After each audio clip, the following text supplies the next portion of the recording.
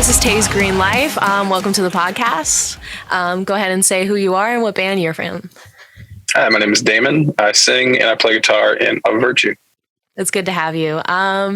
So how long has A Virtue been a band, and how did everyone meet each other? Oh, man. So we've been a band, I want to say like kind of 2009, 2010-ish, somewhere in that range. Because like there's always like, weird start dates of when people like to actually say that you've officially started versus when I guess we want to say we take it more seriously. Mm-hmm. Myself and Mike have been in the band the entire time. So it's like we've known each other we played in bands before this, so that's, one of my best friends, one of the road dogs in life. You know what I mean? Yeah. Tyler, we met we always kind of grew up in the same scene. So it's like, we've all played in bands together. And then when our old singer left, we just kind of kept poking at him like, hey, you should come, come try out. Yeah. And he was a little hesitant at first, but eventually we got him in there and, we're at now. And then Ryan, this is the lovely age of the internet. We met him on Instagram, just doing his drum videos and everything else. Mm-hmm. And at the time we needed a drummer. Just kind of kept some correspondence back and forth from the, through the pandemic, because obviously can't really go anywhere during that point. But got a chance to fly him out here. He loved what he saw and everything else. So we're rocking and rolling from there too. So we're international. Yeah. Speaking of your being international, how many countries did you guys play at, and what was your favorite? Oh, that's I think I want to say off the top of my head, we've probably been in we probably played like 35 or 40 countries. Some of the ones that stick out though, going to Japan that's always been like a bucket list item for me personally. So that was exciting. All the stories that we've heard about, going to the United Kingdom or playing in Germany and seeing those fans up close and just meeting people. Some of our best friends now have been from just those experiences. It's so night and day. It's crazy. So, and then there's random little stories here and there where it's you might play Finland or Macedonia, Serbia, places you're I would have no reason to go to this place, but we're here now. So. And with traveling around, who is your favorite band to tour with? Oh man, everybody's honestly. Most of our tours that we've done, they've all been great. Mm-hmm.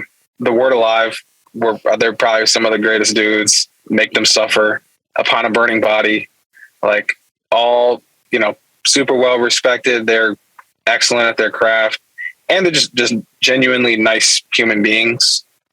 And then there's some small guys, I'm wearing this shirt right now. This is our homies in Search of Solace from Minnesota.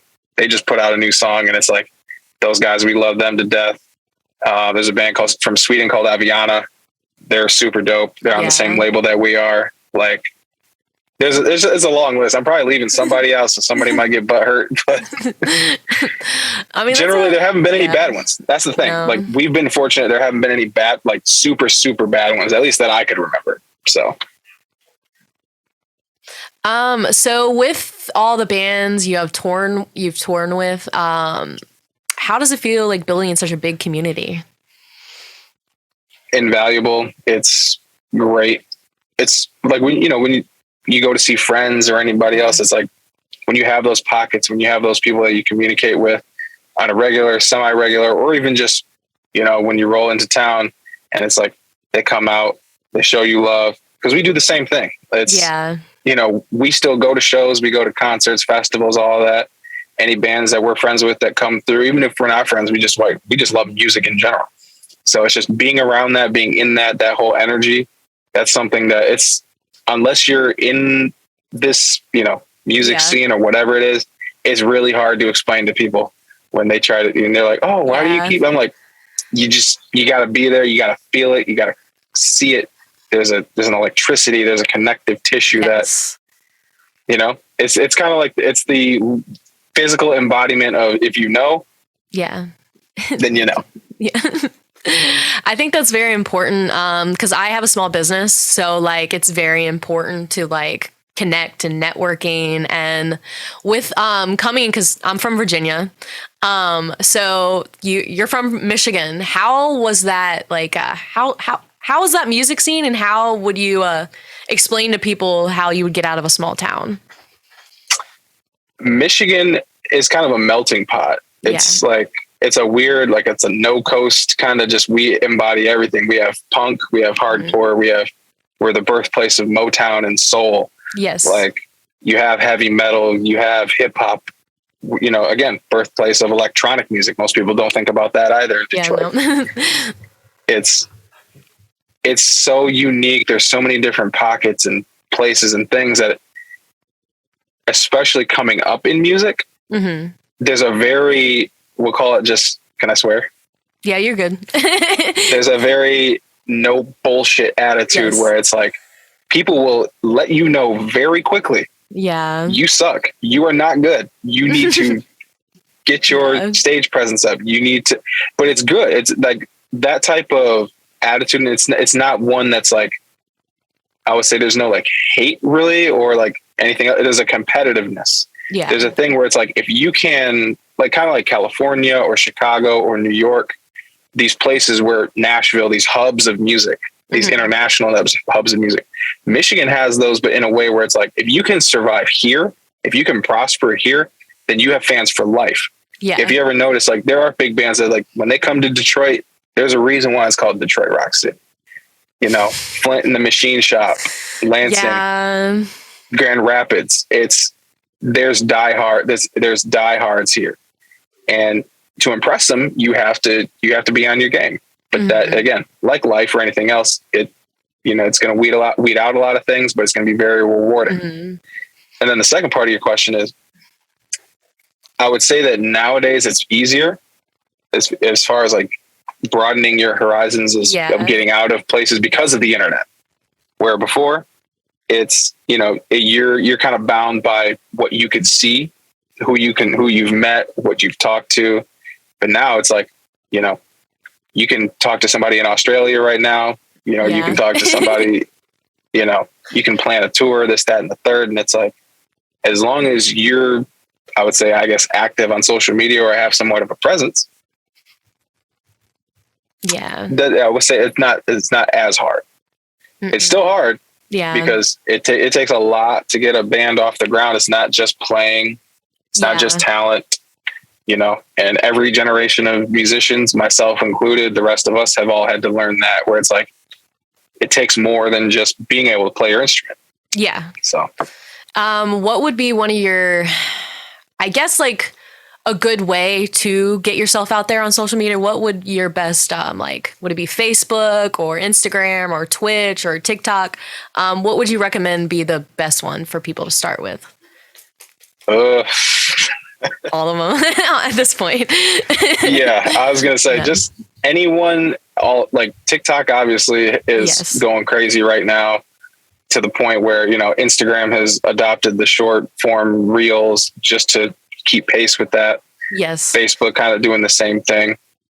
I've noticed. I mean, Facebook I would say is more for like, I'll say like older people, but it's like that's kind of where it's starting. It's starting to look like that. Where it's like I kind of just use this to stay in contact, where like Twitter is more of like there's rapid fire discourse.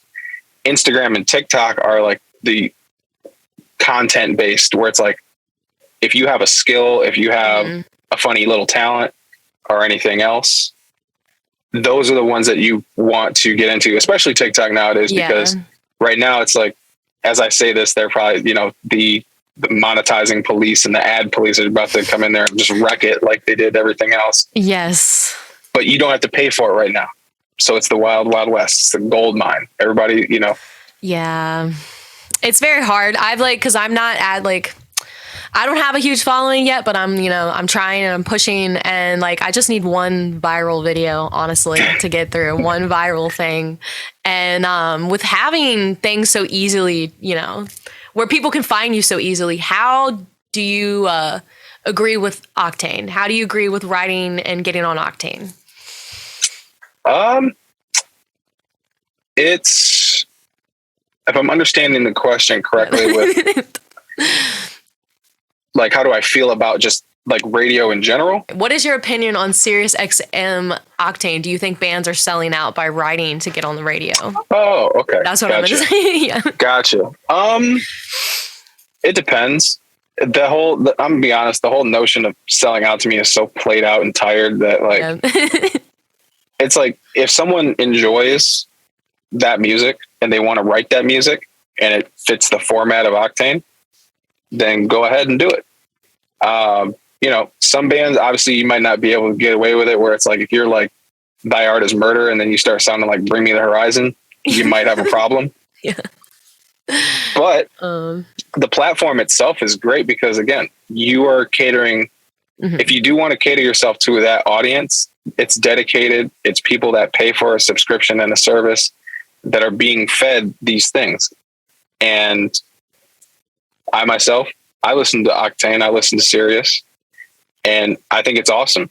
You know, I grew up with the radio and turning it on and being able to see and hear new bands. Yes. And in some ways, for people that don't have the time or the mental bandwidth to search through the drudges of Spotify and Apple Music and all of this, to just be like, hey guys, here's something brand new, check it out. And you get to listen and interact and do all that. It's still awesome. I think it's cool. I think it's sick.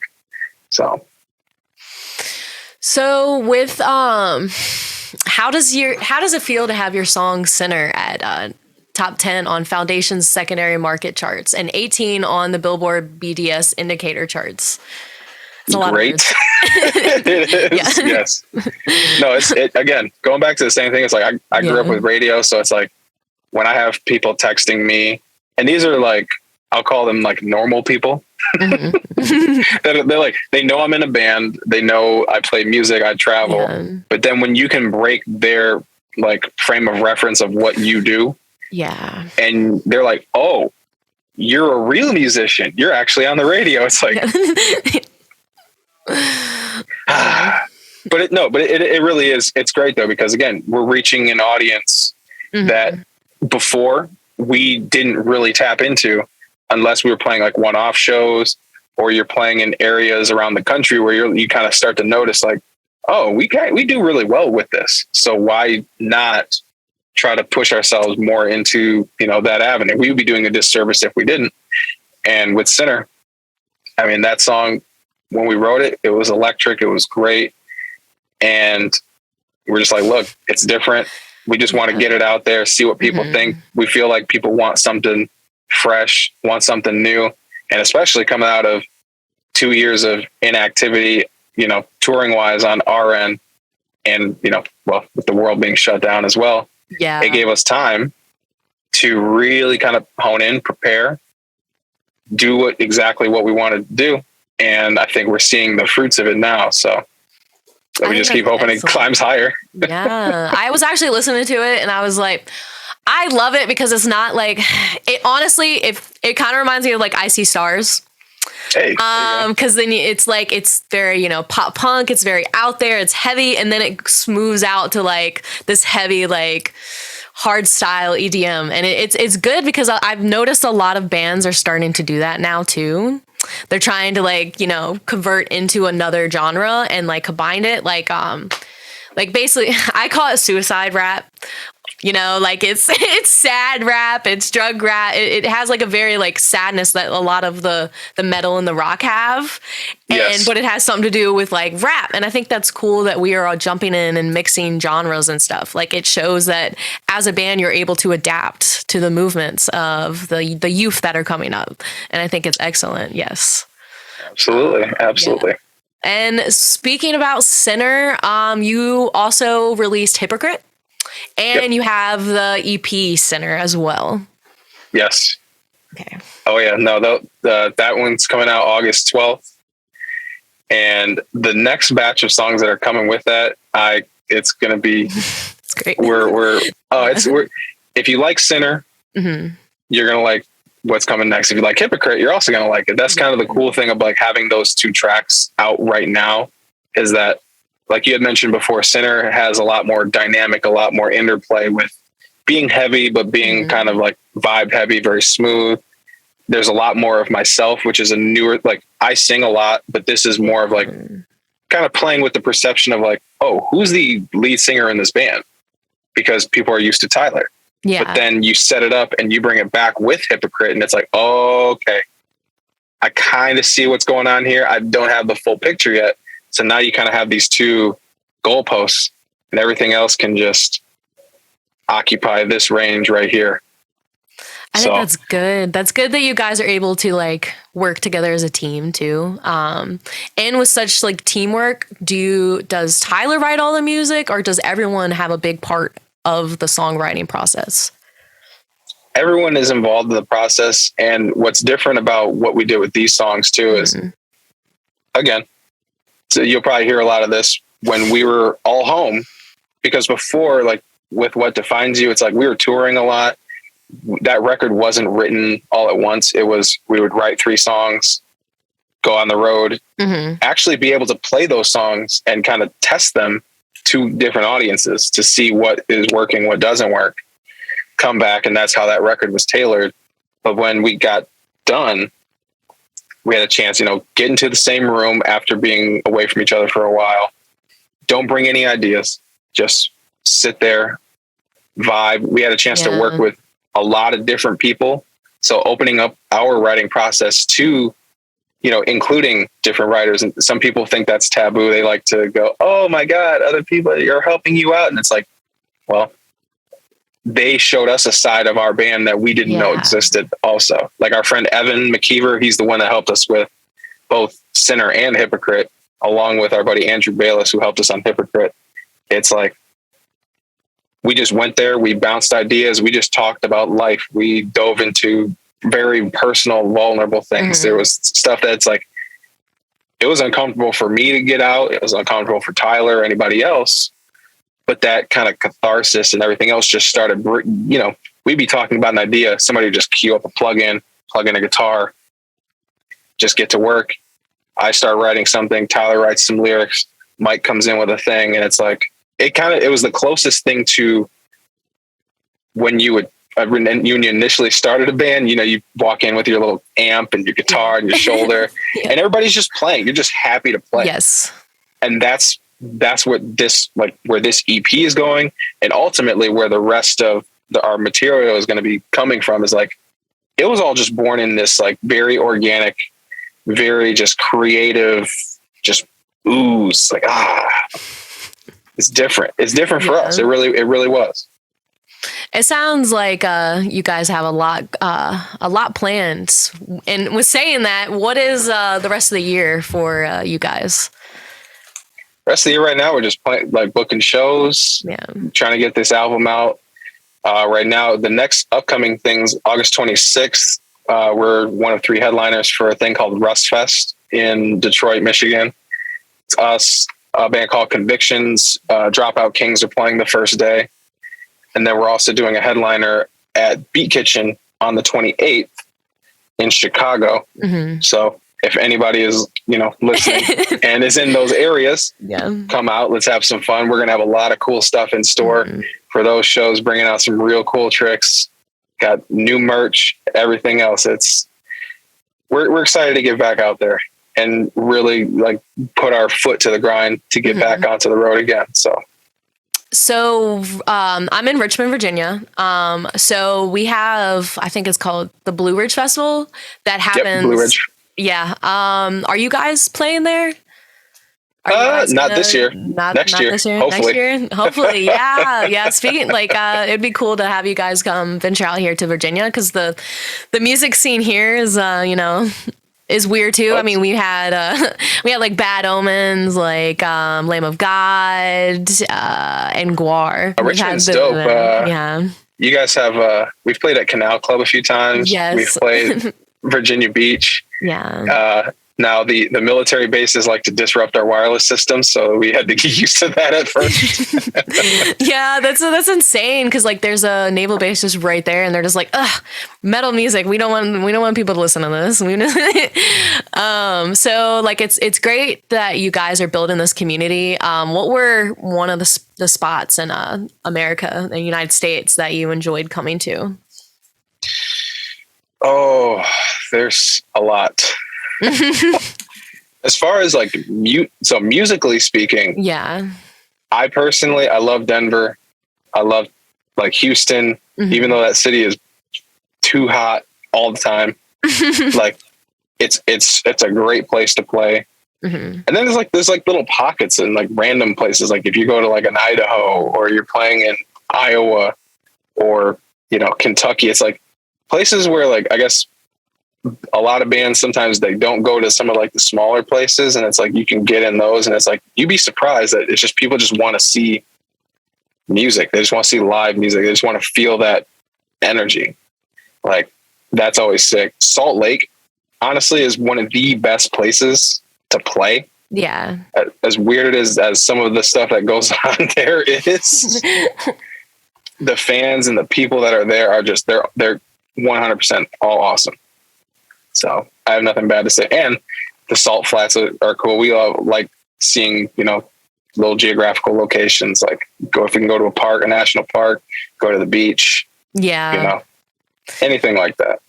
That's pretty cool. And then especially when you travel and you see like all different places, like Virginia has like the mountains and then the beach, and then like you go further out and then you have like Tennessee and like those mountains. And I think it's great that you guys are, you know, experiencing like new things. And that also, I believe that helps like build you up and teach you things, like seeing different cultures and stuff. And the fact that you've gone to different countries is insane. I bet like that was eye-opening for you. And 100%. It's, you know, you're, I guess how your worldview is shaped is just by what you see. Yes. You know, usually with the media, what you see on internet or anything else, but when you can get and actually see it in real time, meet people, it permanently does change it. You realize it's like your scope is not just like this Western culture worldview. Like when you go to Europe, or you go to Australia, or you go to Asia or anywhere else, and it's like you can see how people are living. You can see that they're not much different than you are. Now the cultures are different, how like what their mannerisms and other things are, but it's like at the end of the day, people are just trying to live, trying to get by. There's always, you know, the issue of government and what their role is in that level of, you know, protecting the people, or, you know, self-serving interests, and how it all is kind of into how, you know, it all works together, because we're all globally connected. You know, some people think like, oh, like, you know, Ukraine or like the war and stuff like that. People here are like, they don't have a clue what's going on most of the time, or they just don't care. Yeah. Or the stuff that was in like Hong Kong or in South America. You know, there's so many things going on simultaneously. And I would be lying if I said that, you know, at one point in time I was oblivious to it, but now that my eyes are open, it's like, I know to look for it. And I would be lying if I say it doesn't impact, you know, the way that our band conducts business, how we write music. You know, it's an invaluable. Yeah. I believe like it helps with experience. Like I was born and raised here, but then like I ended up like packing my like everything I owned and moved to a different state. Like I started new and everything. And like, I believe that like opened my eyes to a different world. There's so many people out there, so many different types of people in this world. And we all deserve like kindness. We all deserve to treat people with that kindness. And that's why it's important to me to start a community.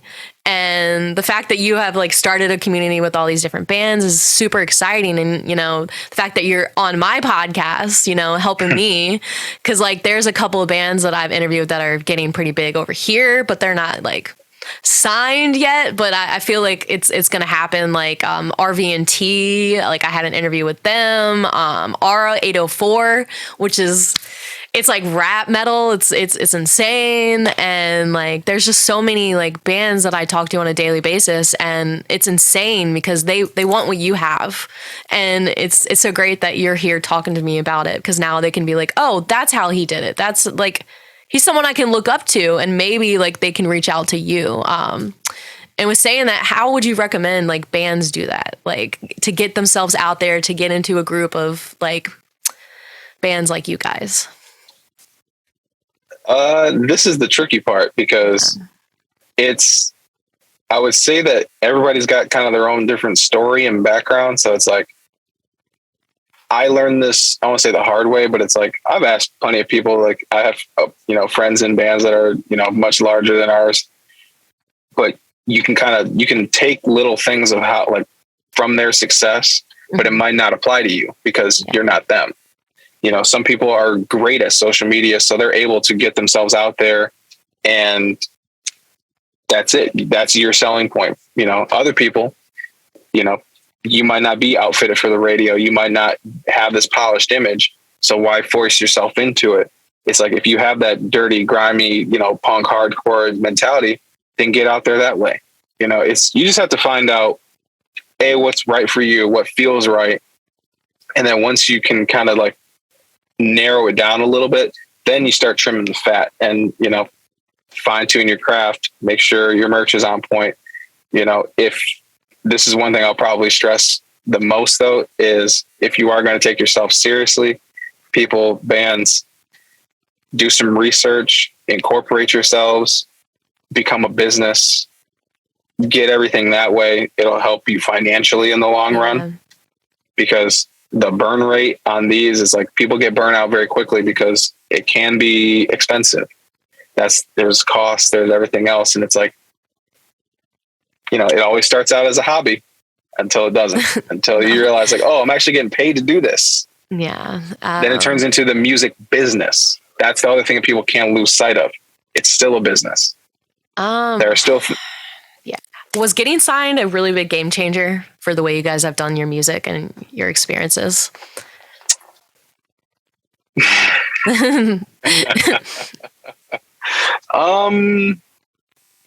I would say at one point we thought it was. Yeah.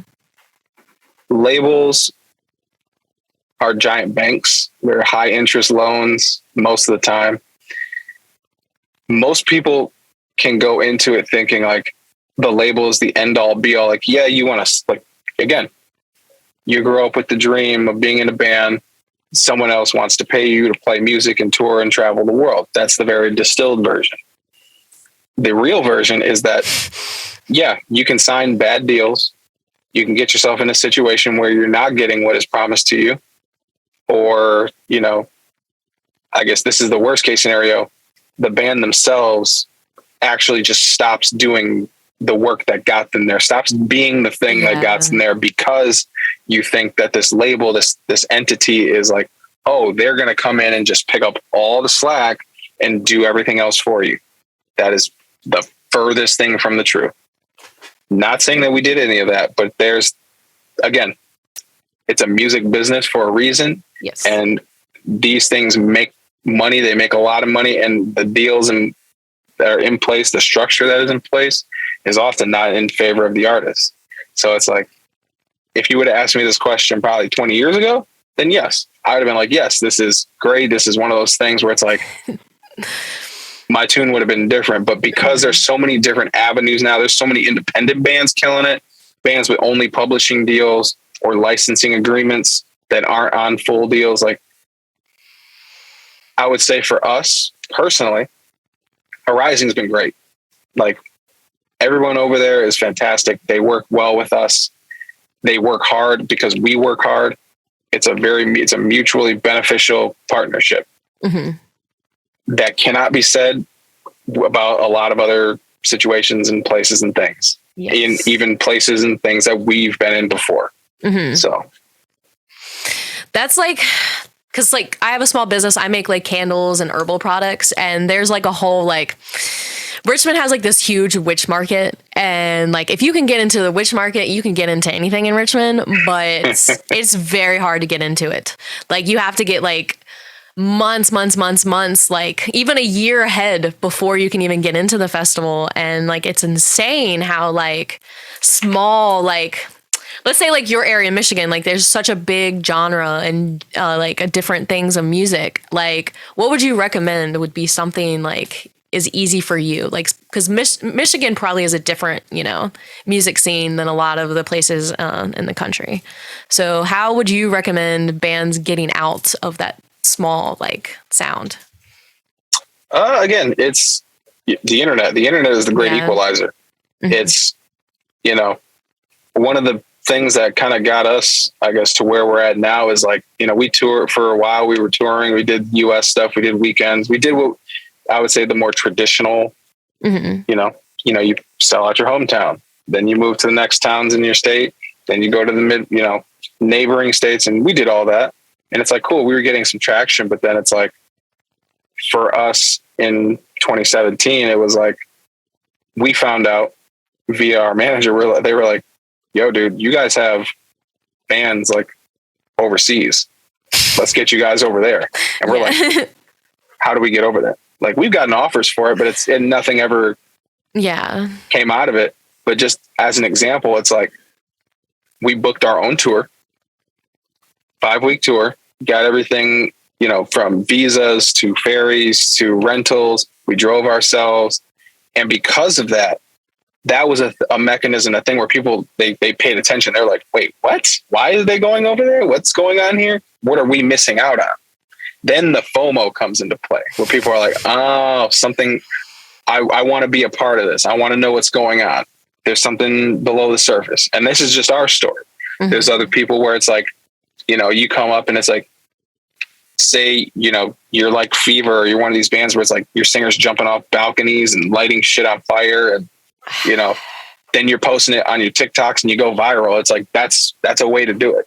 Yeah. Like nowadays there's infinite resources to get yourself out there. But at the end of the day, it's just called just be authentic to yourself and, go from there. All right. The visuals in your newest music video, Hypocrite. How was it coming up with that and deciding what was best for it? So that one, we just, the easy answer is we just wanted something with a whole lot of flames and pyro and just looking crazy. Like, I'm a big metal dude. I'm a sucker for like the old school, like when you see bands on stage with 90 dummy cabs and pyro cannons and just looking hard as fuck. Like, yes, like I'm all about it. And it was dope because with Ori and Dana, the ones that did the video, it's like, to do a video like that, you probably needed like a 30K, 40K, 50K budget. Yeah. That we don't have. But it was all green screen. So we just told them what we wanted. Yeah. And they went in, we did the performance, and then they manufactured the background, did everything, and it came out super sick. So it's like, at the end of the day, it's like, hey, sometimes the stereotypes they're just fun. They're there for a reason. Yes, I totally agree. And I enjoyed talking to you. This was a good interview. You answered a lot of questions, gave a great advice. So I appreciate you coming here. If you could put in your plugins, let everyone know who you are and who to follow and where to go. Oh, absolutely. So you can follow us on every social, @UpVirtue. The main thing I want to stress, August 12th, Sinner EP. Yes. Head to any Facebook, Instagram, TikTok. You'll find a link to where you can pre-save. Mm-hmm. Definitely need to do that so we can get those numbers up, because unfortunately numbers are still a thing. Dictates what we're going to do. Yeah. In the coming months, as far as Blue Ridge or any other big festivals. So head there, find all of it, stream it, buy it, spread the word. Yes. Please. Get it out there. Us. Mm-hmm. Help. Yeah, I totally agree. And I think it was great having you here. And I hope people in Virginia being like, oh my God, this band is so awesome. Let's follow them. Please follow them, guys. Like, help these guys out so they can get here. Yes. It was great talking to you.